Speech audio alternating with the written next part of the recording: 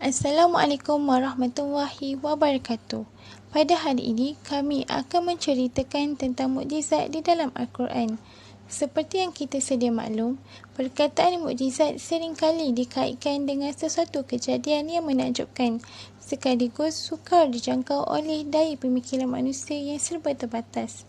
Namun begitu, pemahaman tersebut berbeza sedikit dengan erti sebenar dari segi mukjizat di dalam Al-Quran. Pengertian mukjizat dari segi bahasa adalah mukjizat berasal daripada perkataan Arab iaitu lemah. Dari sudut bahasa, ia membawa maksud dan erti yang melemahkan.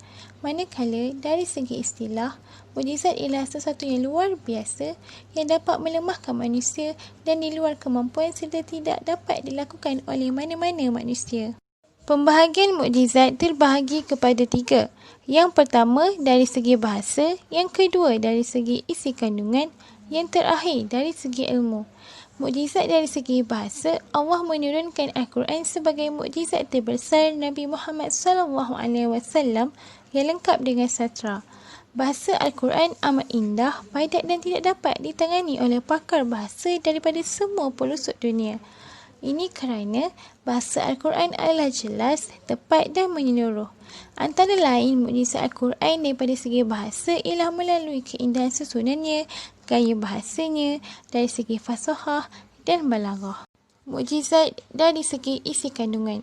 Isi kandungan Al-Quran mempunyai hubung kait antara satu ayat atau surah dengan yang lain dan tidak terdapat sebarang pencanggahan sedikit pun, sama ada dari aspek berita, pengajaran dan apa sahaja yang terkandung di dalamnya.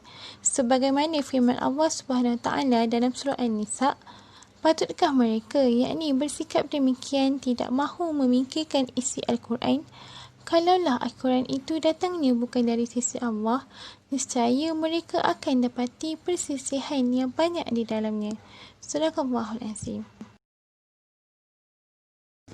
Manakala mukjizat dari segi ilmu.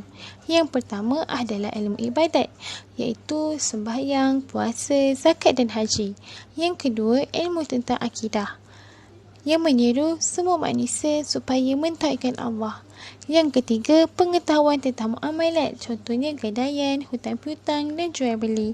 Seterusnya, ilmu balaghah, nahwu, sastra, sejarah, politik, pentadbiran dan semua lapangan ilmu yang tidak terhitung.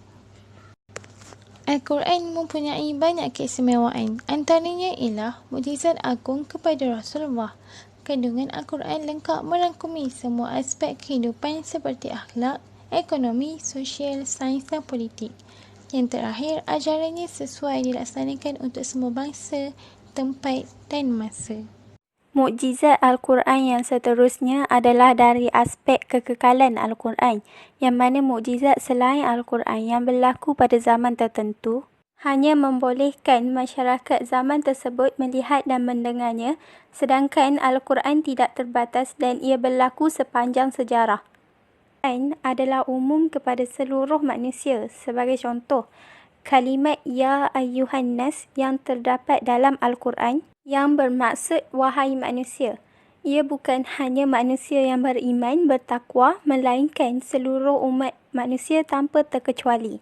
Bunyi pelbagai pengetahuan dan permasalahan yang semakin terbuka dan terbukti kebenarannya sehinggakan terdapat golongan yang memeluk agama Islam disebabkan mereka membaca terjemahan Al-Quran dan mendapat hidayah darinya.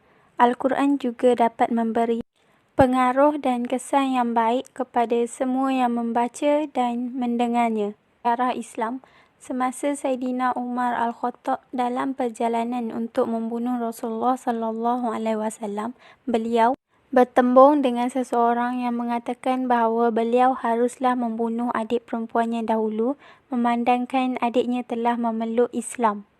Lalu, beliau pergi ke rumah adiknya dan mendapati adiknya sedang membaca Al-Quran. Dalam keadaan yang marah dan kecewa, dia memukul adiknya dan apabila melihat adiknya cedera, beliau meminta maaf dan sebagai balasan, beliau akan membaca sejepit ayat Al-Quran kepada adiknya dan berasa terharu apabila mendengar ayat-ayat Al-Quran yang begitu indah sehinggakan dia memeluk Islam pada hari itu juga. Ini membuktikan bahawa setiap ayat Al-Quran mempunyai mukjizat yang tersendiri. Al-Quran merupakan kitab mukjizat yang terbesar dikurniakan kepada Nabi Muhammad yang mencabar kekuatan dan pemikiran manusia. Manusia tidak mampu untuk menandingi Al-Quran sama ada dari segi bahasa, makna dan cerita-cerita yang terkandung di dalamnya. Firman Allah yang bermaksud, "Dan jika kamu tetap ragu-ragu tentang apa yang kami wahyukan kepada hamba kami, Muhammad, maka datanglah satu surah sepertinya dan ajaklah penolong-penolong kamu selain Allah jika kamu benar-benar orang yang benar." Surah Al-Baqarah ayat 23 dan 24.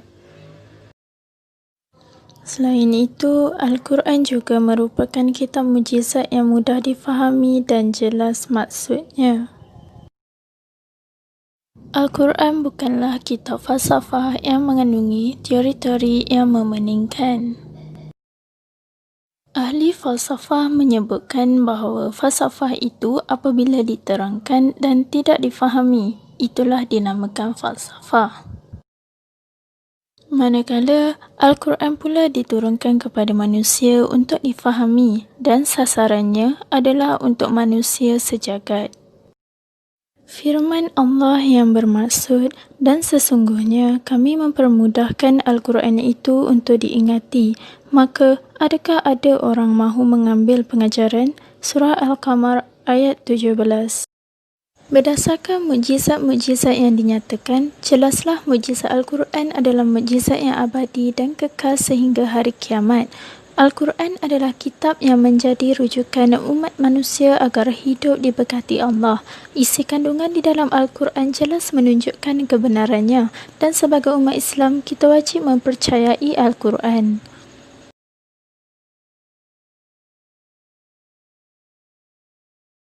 Setiap umat Islam perlu memperbanyakkan syariat harian yang dianjurkan oleh Rasulullah SAW untuk berjaya menghampirkan diri kepadanya, iaitu mencapai matlamat Al-Muqarrabin. Amalan-amalan mulia yang boleh dilakukan termasuklah membaca Al-Quran, istighfar, berzikir, bersalawat dan berdoa. Antara kelebihan Al-Quran adalah menjadi pembela pada hari kiamat. Al-Quran merupakan sumber pahala yang sangat besar. Di padang mahsyar nanti, semua manusia akan merasai kepanasan dan tiada siapa akan dapat membantu. Dalam satu hadis daripada Abu Umamah Al-Bahili, beliau berkata, "Aku pernah mendengar Rasulullah bersabda yang bermaksud, bacalah Al-Quran kerana Al-Quran itu akan memberi syafaat kepada pembacanya di akhirat kelak. Dan bacalah Az-Zahrawain iaitu surah Al-Baqarah dan Ali Imran kerana kedua-dua surah itu datang pada hari kiamat, seolah-olah kedua-dua bagai sekelompok awan atau payung yang menaungi atau dua kelompok burung yang mengembangkan sayapnya. Kedua-duanya akan membela pembacanya pada hari kiamat." Riwayat Imam Ahmad. Orang-orang yang terpilih sahaja yang akan mendapat perlindungan Allah Subhanahu Wa Taala. Hal ini kerana mereka sentiasa mendampingi Al-Quran ketika hayat mereka. Rasulullah SAW bersabda yang bermaksud, "Sesiapa yang mendengar bacaan satu ayat daripada Al-Quran, dia dicatat melakukan kebajikan yang dilipat gandakan.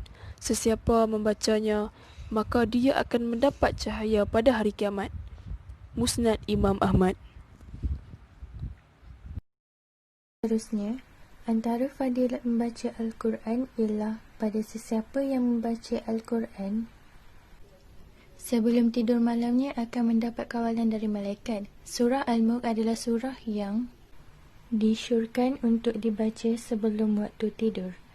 Ini kerana surah Al-Mulk akan menjadi penyelamat dari siksaan kubur buat sesiapa yang membaca dan mengamalkannya. Nabi Muhammad SAW bersabda, "Sesiapa membaca surah Al-Mulk setiap malam, diselamatkannya dari azab kubur." Di samping itu, setiap satu huruf daripada Al-Quran yang dibaca akan mendapat 10 ganjaran pahala. Ia membawa maksud bahawa dalam amal ibadah lain, sesuatu ibadah itu baru dihitung sebagai satu amalan jika dilakukan secara keseluruhan. Tetapi tidak demikian dengan amalan membaca Al-Quran. Setiap baginya akan dinilai sebagai satu amalan sehingga membaca satu huruf pun tergolong satu hasanah, iaitu kebaikan. Dan bagi setiap satu kebaikan itu, Allah berjanji akan melipatkannya hingga 10 kali sebagaimana firman-Nya. 2 pahala bagi orang yang susah menyebut dan membaca Al-Quran. Daripada Aisyah radhiyallahu anhu berkata, Rasulullah sallallahu alaihi wasallam bersabda, maksudnya orang yang membaca Al-Quran dan menjaganya, membacanya dengan betul dan mengamalkannya, akan bersama para malaikat yang mulia. Adapun orang yang membaca Al-Quran dengan sesungguh-sungguhnya dan mengalami kesulitan, dia akan mendapat 2 pahala. Sahih Bukhari dan Muslim. Daripada hadis ini, kita dapat huraikan bahawa orang yang membaca Al-Quran dengan lancar dan tajwid yang betul sama taraf dengan para malaikat dan juga akan duduk bersama malaikat di hari akhirat kelak. Orang yang membaca Al-Quran tetapi tidak lancar dan tajwidnya kurang baik akan memperolehi 2 kali ganda pahala. Ini kerana mereka membaca Al-Quran serta usaha untuk melatih dan membetulkan lidahnya. Jadi, bacalah Al-Quran kerana kita bukan sahaja dapat pahala, malah ia akan menjadi penyelamat, pelindung serta syafaat kepada kita pembacanya di hari akhirat kelak.